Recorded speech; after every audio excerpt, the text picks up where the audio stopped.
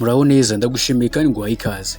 Ushobora kuba ngiye kukwereka aka kantu wari usanga ukazi cyangwa se utakazi, aka kantu ariko ni ingenzi. Dore ikintu kazagufasha, ngiye kukwereka uburyo ushobora kuba wategeka telefone yawe, ukayitegeka mu gihe wenda runaka ugiye kuryama, hari ibintu uvuga ati izi saha ize kunkorera ibintu ibi n'ibi.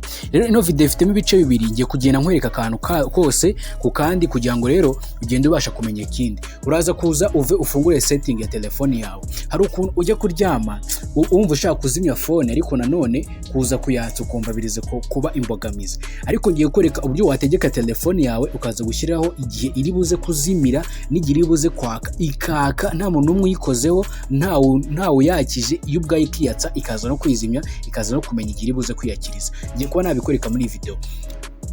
Supportinga byonyine gusa ukande kuri like, usige igitekerezo cyawe munsi muri comment ya video ushaka ko nagukoreraho, akandi kantu wifuza ushaka ko nagukoreraho. Twagiye. Hanyuma sasa uguraza kuza ufunguye telefone yawe, phone zose ntabwo zuje setting, ahubwo aka kantu ka search kose buri telefone irayigira. Uraza searchingemo schedule, wandikemo schedule,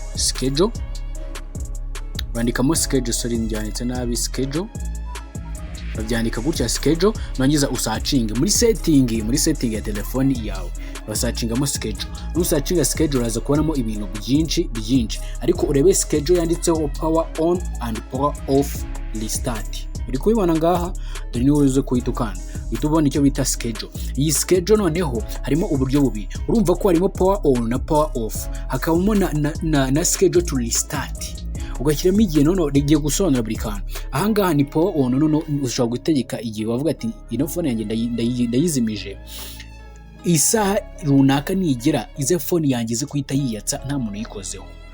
Power off, ushobora kuvuga ati wenda ntije nk'umuntu phone ariko iki gihe nikigera phone ihita yizimya ubwayo.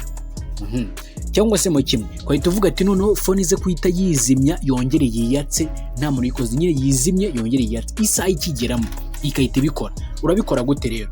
Niba ugiye guhera kuri power on noneho ukavuga ati ubwo turahera kuri power off, dushyiremo iminota wenda tuvuge ati kuri power off ize kuzimiriza isaha, urashyiramo gutyo ugakande kuri kano kantu kajye kuri on, noneho ngize uhita wongera ukandeho, ukanda hano ku isaha kugira ngo uhitemo igihe ushaka.